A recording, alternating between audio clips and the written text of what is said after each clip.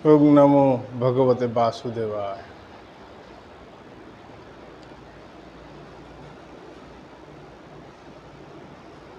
भागवत एमिति गोटे शास्त्र जो शास्त्र रे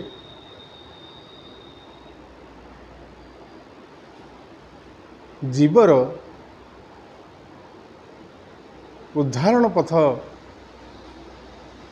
अति सुंदर भाव रे गुप्त रे रखा जाइछि। ताहा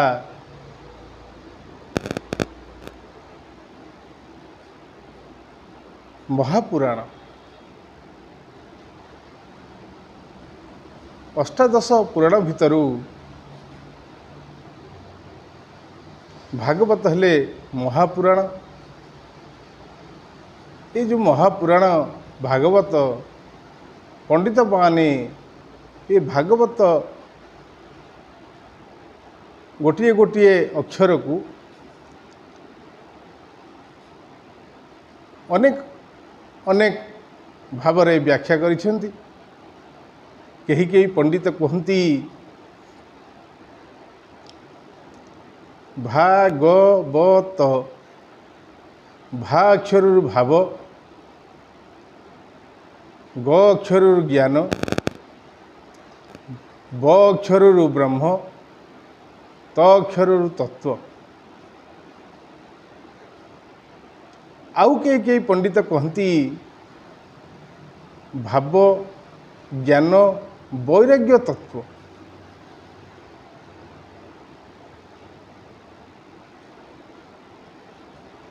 आउ कई पंडित कहती भ अक्षर भविष्यत, ग अक्षर गत एवं ब अक्षर वर्तमान, भविष्यत गत वर्तमान तत्व हेले भागवत।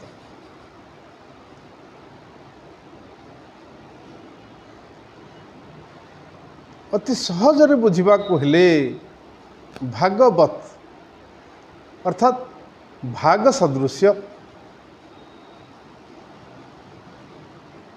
कौन भाग सदृश ना ये स्थूल गोटे शरीर, ये गोटे भाग, ये शरीर भितर थिबा सूक्ष्म भाव रे जो जीवन शक्ति रही आमे जीवित से गोटे भाग। कहीं ना ये स्थूल शरीर को छाड़ी देई ये सूक्ष्म शरीर जीवन स्वरूप से छाड़ी चली जाती। से छाड़ी जीवारु एटा को मृत बोली कहा जाए। एटा को नहीं आमे अग्नि सत्कार कर देउ। आमे जीवित अवस्था रे चिन्हवा दरकार ये शरीर भितर किए से थिले। आमे यह जानिबा दरकार जे जीवित रे ये शरीर रे किए से ये शरीर को जीवित कर रखिथिला एवं से छाड़ी जीवारु ये शरीरटा मृत हैला। समस्ते कहती आत्मा, ये शरीर भितर जदि जीवित समय रे से आत्मा रहिछंती, से हरि रहिछंती, से शरीर भितर केस अर्थात आमे आम शरीर ना, तेणु आमे ए शरीर भितर जीवित समय रे चिन्हवा दरकार किए से रहिछंती, से छाड़ी गले ये शरीरटा मृत होउछन।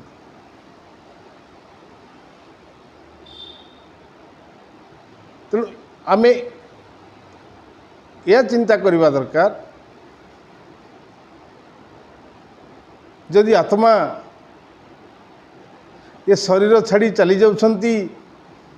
विभिन्न शास्त्र रे गीतार कहगला जे आत्मा अमर, आत्मा कौन सी प्रकार तार नष्ट हुए नहीं,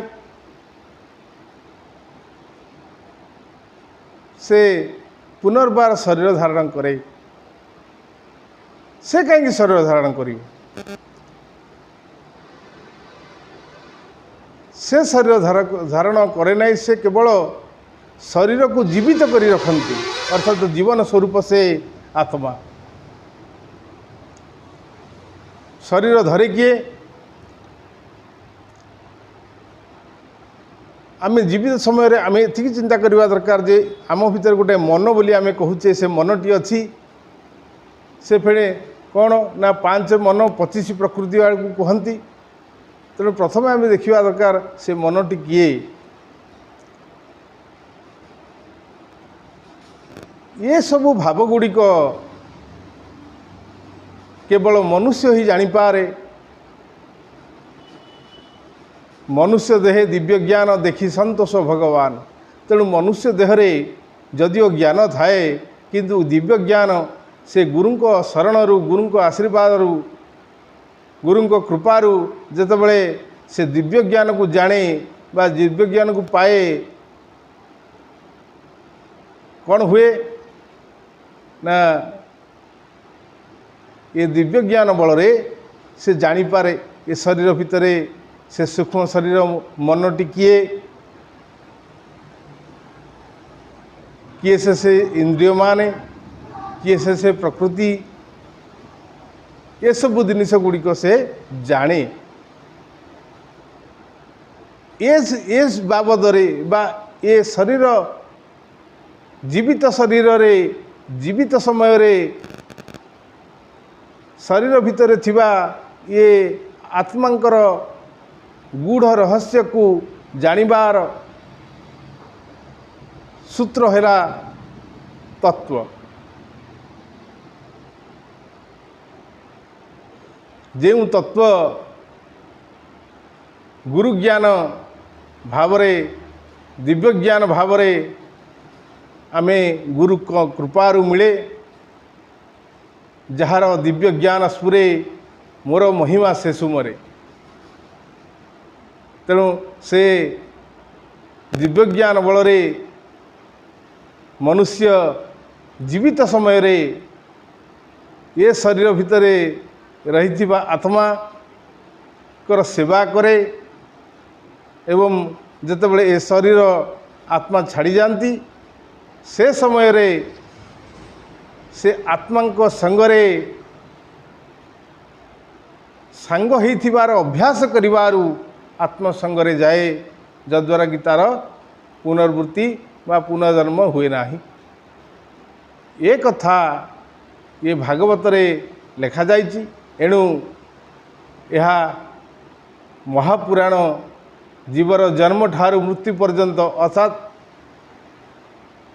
मातृगर्भरे स्थित हेबा ठारू मृत्यु पर्यंत जो जो भाव गुड़ाक जो तत्व गुड़िक निहित अच्छी ताहा भागवत ही लेखा। ये भागवत को भागवत को पढ़ी भागवत को गूढ़ भाव ता तत्व को आलोचना कले जीवर उद्धार निश्चित भाव हुए। एणु ए ओडिया भागवत महाप्रभु श्री जगन्नाथंकर मुख निःसृत वाणी ये ओडिया भागवत घरे घरे पूजित एवं घरे घरे आदृत। एणु ये ओडिया भागवत रे सरल भाव रे महापुरुष जगन्नाथ दास जीवर महापुराण कथा लिखि जीव को उद्धार करने पथ देइछंती। से महापुरुष को मोर हृदय प्रणाम, समस्त गुरुजन मानक मोर हृदय प्रणाम। भागवत श्रवण करंतु एवं भागवत पठन करंतु, अध्यापन और अध्ययन करंतु। केवल भागवत को पढ़िले जीव उद्धार हो पारिबो, मनुष्य जन्मटे निश्चित हो। गुरुदेव आए न।